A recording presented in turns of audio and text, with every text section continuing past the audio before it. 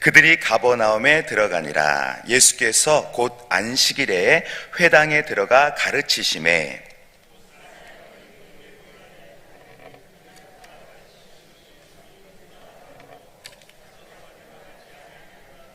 마침 그들의 회당에 더러운 귀신 들린 사람이 있어 소리질러 이르되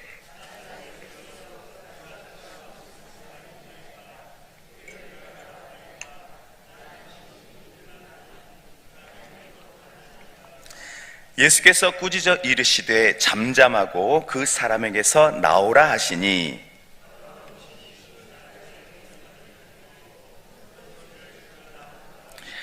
다 놀라 서로 물어 이르되 이는 어찌 믿냐 권위 있는 새 교훈이로다.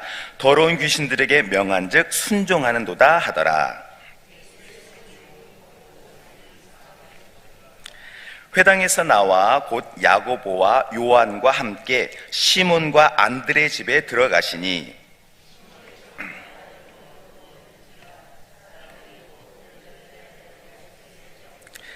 나아가서 그 손을 잡아 일으키시니 열병이 떠나고 여자가 그들에게 수종드니라.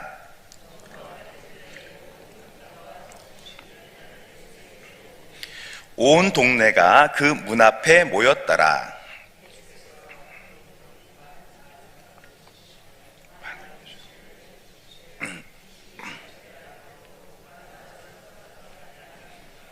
새벽 아직도 밝기 전에 예수께서 일어나 나가 한적한 곳으로 가사 거기서 기도하시더니 함께는 자들이 예수의 뒤를 만나서 이르되 모든 사람이 주를 찾나이다.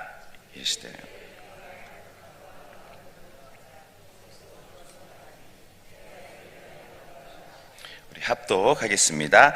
이에 온 갈릴리에 다니시며 그들의 여러 회당에서 전도하시고 또 귀신들을 내쫓으시더라. 아멘. 우리 예수님께서 하신 일을 크게 세 가지로 분류해 볼 수가 있습니다. 첫째로는 가르치신 일, 또 둘째로는 고치신 일, 또 세 번째로는 복음을 선포하신 일로 구별할 수가 있습니다. 오늘 우리가 읽은 말씀을 보게 되시면 역시 우리 예수님은 가르치는 모습을 우리들에게 보여주고 있는데요. 안식일 날 예수님께서 회당에 들어가셔서 여러 사람들을 먼저 가르치셨다라고 기록하고 있습니다. 좋은 선생님 아래 좋은 제자가 나는 것이죠. 그럼 좋은 스승은 어떤 사람일까요? 잘 가르치는 사람입니다. 잘 가르치고 또 잘 배울 때 좋은 사람이 나게 되는 것이죠. 우리 예수님의 가르침을 보면 참 쉽습니다.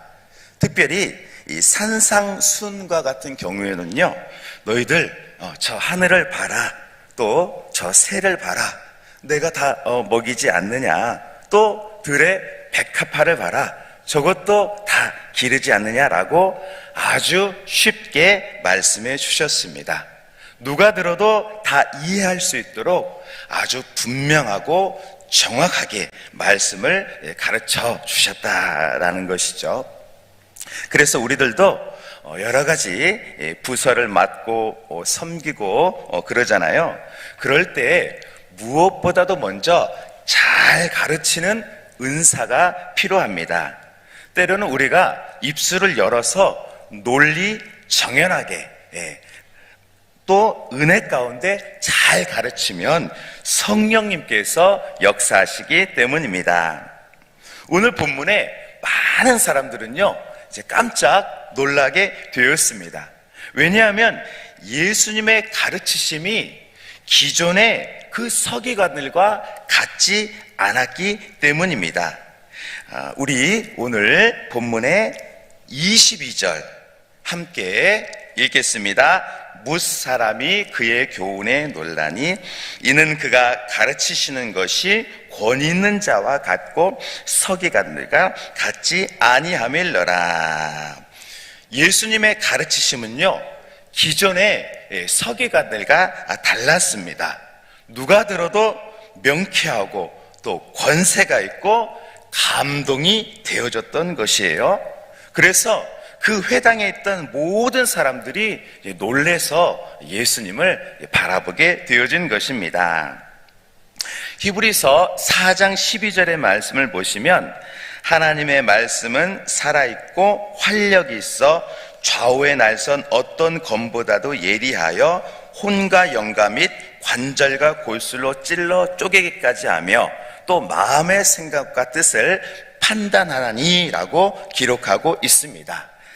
하나님의 말씀이 얼마나 위대하냐면 사람의 마음을 때론 찔리게 하시고 또 고치게 하시고 또 판단하여 드러내신다라고 기록하고 있습니다.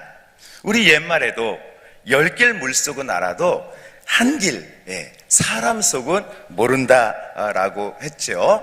또 어떤 가수는 타타타라는 노래로 네가 나를 모르는데 난들 너를 알겠느냐라고도 표현을 했습니다. 즉 사람의 마음을 누구도 스스로도 다 헤아리기는 어렵다라는 것이죠. 그런데 우리 예수님의 말씀은요, 사람의 마음을 감동시키고 또 때에 맞는 말씀으로 치료하시고 또 잘못된 것을 과감하게 회개시키는 전능하신 말씀이었다라는 거예요. 그래서 그날 회당에 있던 사람들이 너무 놀라서 이게 어떻게 된 일이냐, 어떻게 저 나사렛 예수가 하는 말이 서기관들보다 더 권세가 있느냐고 이제 감탄을 했던 것입니다. 우리들도 믿음으로 우리의 직분 따라서 또 사명자답게 우리 삶의 자리에서 복음을 전한다라면 역사는 성령님이 해 주실 줄로 믿습니다. 우리 예수님이 하신 사역 두 번째가 무엇일까요? 그것은 바로 치유하시는 일, 고치시는 일이었습니다. 오늘 본문 속을 살펴보게 되면 한 귀신 들린 사람이 회당에 있었습니다. 그가 어떻게 회당에 있게 되었는지는 잘은 모르겠지만 어쨌든 귀신 들린 사람이 예수님께로 오게 되어졌습니다. 그리고 그의 말이 무엇입니까? 24절에 보면 나사렛 예수여, 우리가 당신과 무슨 상관이 있나이까? 우리를 멸하러 왔나이까? 나는 당신이 누구인지 아노니 하나님의 거룩한 자니이다라고 이제 소리를 막 이제 지르게 된 것입니다. 그 사람 안에 역사하는 귀신은 예수님을 그리스도로 알아보고 나는 주님이 누군 줄 압니다. 벌써 나를 음부로 보내려고 오셨습니까? 라고 이제 회당에서 소리 지르는, 고래고래 소리 지르는 그 모습을 보게 되어졌죠. 아마 보통의 사람들이라면 그런 사람이 내게로 왔다. 그럼 어떻게 할까요? 다 피하고 멀리하고 더럽게 여겼을 것입니다. 그런데 우리 예수님의 사역을 보면요, 유독 귀신 들린 사람을 많이 찾아가십니다. 오늘 말씀에서도요, 이 회당에 귀신 들린 사람을 고쳐주시고요, 또 이제 쭉 보면 32절에도 병자와 귀신 들린 자를 고쳐주시고요, 또 쭉 봐서 39절 끝에 보면 또 귀신들을 내쫓으시더라 라고 말씀해주고 있습니다. 즉 예수님은 사람들이 가장 더러워하고 또 기피하고 또 외면하는 귀신 들린 사람을 굳이 찾아가셔서 그들을 치유하시고 세우시는 예수님의 권능을 우리들이 보게 되어진다라는 것이죠. 여러분, 성경에 이렇게 귀신 들린 사람은 어떤 사람들일까요? 우리와 전혀 다른 사람들일까요? 그렇지 않죠? 보통의 사람들과 똑같은 사람입니다. 그런데 어두운 영의 역사로 그 사람이 삶의 상처를 받고 또 여러 가지 이유로 안타깝게 이제 사로잡히게 된 것이죠. 즉 영혼육이 완전히 황폐해져서 귀신 들린 상태가 된 것입니다. 사람 구실을 못하게 되어진 것이죠. 예전에 과거 우리나라에도 이렇게 기도원이라든지 교회를 가면은 귀신 들린 사람들이 적지 않게 있었습니다. 또 지금 이 시대를 봐도요, 완전히 이 귀신 들린 사람은 보기 어렵지만 조금 귀신에 들린 사람도 있는 것 같아요. 왜냐하면 뉴스를 보면 멀쩡한 사람이 어린 아기를 버려버리고, 또 겉은 멀쩡한데 사람을 갑자기 공격하고, 정말 말도 안 되는 그런 보도들을 볼 때 여전히 이 시대 가운데도 귀신이 역사하고 있다, 유혹하고 미혹하고 있다라는 것을 보게 되어집니다. 오늘 말씀의 배경도 그렇습니다. 영적인 암흑기 시대에 귀신들은 크게 역사를 했습니다. 그래서 오늘날 이 정경이 아닌 외경을 비롯한 잘못된 문서들이 이 시대에 많이 기록되어졌고, 또 이단과 여러 종파들이 이 시대에 많이 일어났습니다.